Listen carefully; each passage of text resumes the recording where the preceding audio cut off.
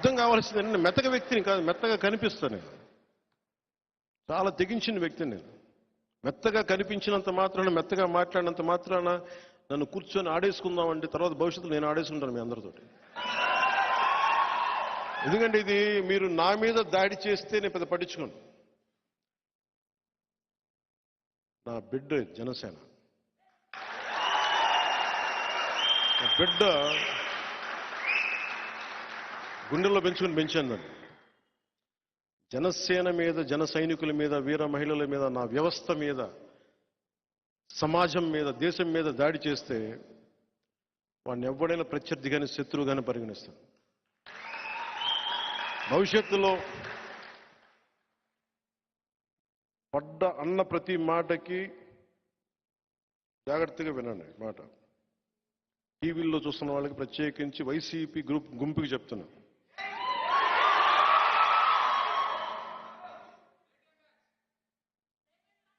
వాళ్ళ గురించి అంత మాటలు ఆలోచించండి. వాళ్ళు చాలా చిన్న మనుషులు. మీరు అనవసరంగా వాళ్ళని పెంచి పెద్ద చేస్తారు. ఈ వైసీపీకి నన్ను బద్నాం చేద్దామని ఆలోచించే ప్రతి ఒక్కరికి కూడా చెప్తున్నాను, భవిష్యత్తులో ఎవరిని వదలం. గుర్తుపెట్టుకోండి. మీరు కాళ్ళ వేళ్ల మీద పడ్డా కూడా నాకు కనికరం రాదు. గుర్తుపెట్టుకోండి.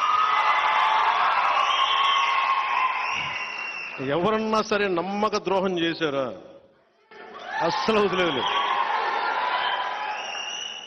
ఎందుకంటే నేను చేసేది యుద్ధం. ఇది ఎవరిని స్పేర్ చేయను. నేను చేసేది యుద్ధం. ఇది మన పార్టీలో ఉండి కోవట్లుగా వెళ్ళిపోతానంటే, అలాగే 2019లో చాలా మంది యువ నాయకత్వానికి సీట్లు ఇచ్చాను నేను. బాగా పనిచేశారు. ఒక పంచకర్ల సందీప్ కానీ, నిలబడ్డా,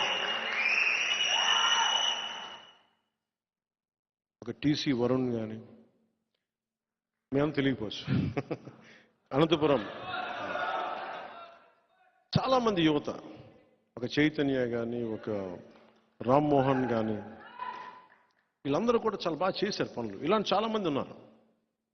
ఒక పోతిని మహేష్ కానీ.